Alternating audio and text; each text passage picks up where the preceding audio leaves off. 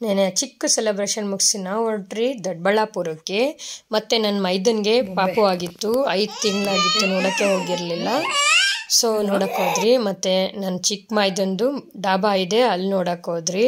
ಹಾಗೆ ಅಲ್ಲಿ ಭರ್ಜರಿ ಊಟ ಮುಗಿಸಿ ಗುಂಟೂರು ಚಿಕನ್ ಅಂತೆ, ಮತ್ತು ಸುಟ್ಬಾಡು, ಕಲ್ಮಿ ಕಬಾಬ್, ರೋಟಿ ಕರಿ ಎಲ್ಲ ತಿಂದ್ಬಿಟ್ಟು ಆರಾಮಾಗೆ ಬಂದ್ರಿ. ನಿನ್ನೆ ಒಂಥರ ಚೆನ್ನಾಗಿತ್ತು ಡೇ, ತುಂಬ ದಿವಸ ಆಗಿತ್ತು ನಾವು ಈ ಥರ ಆಚೆ ಹೋಗಿ. ಸೊ ಹೋದ್ರಿ, ಚೆನ್ನಾಗಿತ್ತು. ನಾನು ಡಾಬಾಗೆ ಹೋಗಿರಲಿಲ್ಲ, ಚೆನ್ನಾಗಿತ್ತು, ಚೆನ್ನಾಗೆಲ್ಲ ಎಂಜಾಯ್ ಮಾಡಿದ್ರಿ. ಮತ್ತು ಇವತ್ತಿನ ವ್ಲಾಗ್ ನಮಸ್ತೆ ಎಲ್ಲರಿಗೂ. ನಮ್ಮ ಲಕ್ಕಿ ಊಟ ಎಲ್ಲ ಮುಗಿಸ್ಕೊಂಡು ವಾಕಿಂಗ್ ಎಲ್ಲ ಮಾಡಿಕೊಂಡು ಆರಾಮಾಗೆ ಫ್ರೀಯಾಗಿದ್ದಾನೆ. ಎಲ್ಲ ಮುಗೀತು, ಇನ್ನೂ ಏನೋ ಬೇಕು ಅಂತ ಕೇಳ್ತಾ ಇದ್ದಾನೆ.